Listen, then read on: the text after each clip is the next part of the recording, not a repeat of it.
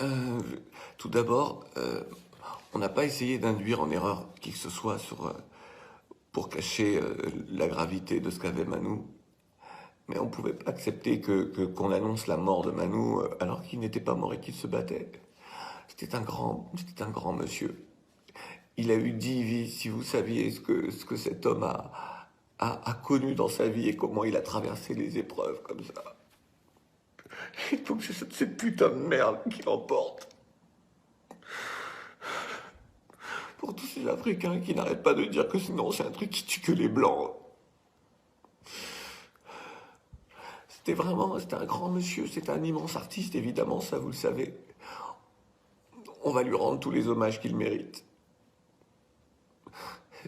Vous le savez, depuis plus de 20 ans, c'était sa voix qui nous accompagnait dans Couleur Tropicale. Parce que Manu, c'est une bénédiction, parce que Manu, c'est une fondation. Lui, son personnage, sa musique, ce qu'il a apporté d'énergie au monde. C'est pas possible. Et j'ai très peur pour toutes celles et tous ceux qui sont malades. J'ai très peur pour l'Afrique. J'ai très très peur. Je sais que en ce moment, beaucoup de pays cachent le nombre de cas et n'osent pas dire. Manu Dibango, on va lui rendre tous les hommages qu'il faut, mais voilà, je voulais peut-être aussi m'excuser auprès de ceux qui pensent on, on mentait, on voulait pas, on voulait juste. Manu était en train d'aller mieux. Il s'est battu et il allait mieux, quoi. Et on pouvait pas imaginer. Voilà. C'est pour ça qu'on voulait pas que quelqu'un annonce sa mort avant qu'il ne soit mort. La disparition de Manu Dibango est une perte immense. Alors évidemment, en premier lieu, tout le monde pense au milieu de la musique parce qu'il a tant apporté. N'oublions pas que Manu Dibango, c'est l'homme, un de ces grands talents qui a donné naissance aux musiques africaines modernes. De son Cameroun qu'il quitte pour poursuivre ses études en 1949 à Saint-Calais. Son arrivée à Marseille, c'est son café qu'il a en sa possession pour payer une partie de ses études.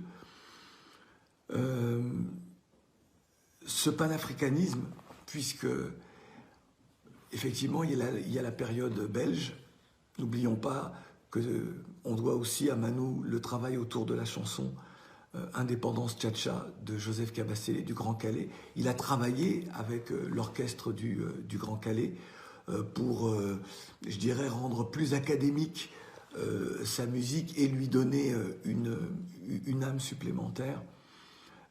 Il a été le directeur de l'orchestre de la RTI et bon nombre d'artistes s'en souviennent. Je pense à Monique Seka entre autres, hein, mais je crois que Chantal Taïba aussi. Il a vécu à Kinshasa. Bref, c'est quelqu'un qui a touché à toutes les musiques du continent, que ce soit d'Afrique centrale ou d'Afrique de l'Ouest, et il a apporté son talent. Il a apporté son talent et son génie aussi au monde. Il aurait manqué dans la discographie de Michael Jackson une chanson sans cette reprise, ce petit vol de Soul Makossa, cette chanson de 1972 qui n'était qu'une phase B en réalité, qu'une phase B de l'hymne de la Coupe d'Afrique des Nations. Et cette phase B est devenue le titre le plus emblématique de son répertoire et une des chansons, pour ne pas dire la chanson africaine, la plus connue à travers le monde. Manu Dibango, c'était aussi, pour bon nombre d'entre nous, un grand frère. Pour moi, c'était vraiment un grand frère. Il m'a accompagné tout au long de ma carrière. Il a toujours été là lorsque j'ai eu besoin de lui. Je l'ai connu au milieu des années 80. Lorsque je suis en télé et que j'ai besoin d'une grande personnalité africaine sur TF1, eh bien, il est là. Et puis pour Couleur Tropicale, je ne pouvais pas me passer de sa voix, de son énergie, de son rayonnement, de tout ce qu'il était, tout ce qu'il nous a apporté. Et il est la voix de Couleur Tropicale dans les jingles, dans tout ça. Le coronavirus, et c'est ce qu'il faut que les uns et les autres sachent, tue les Noirs. Pour celles et ceux qui sont encore dans l'obscurantisme et qui n'arrête pas de colporter que non, c'est une punition divine pour d'autres peuples. Non, il tue tout le monde. Il n'y a pas deux humanités, il n'y a qu'une humanité. Il nous a emporté le plus panafricaniste des panafricanistes.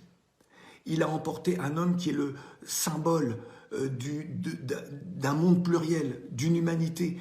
Il n'avait pas de barrière ethnique, il n'avait pas de barrière religieuse, notre grand Manu. Et c'est ce que nous devons retenir. Si le coronavirus a pu emporter quelqu'un comme Manu, il peut emporter tout le monde. Alors on doit se battre. Et on doit se battre ensemble. S'unir pour bâtir, c'est grandir ensemble.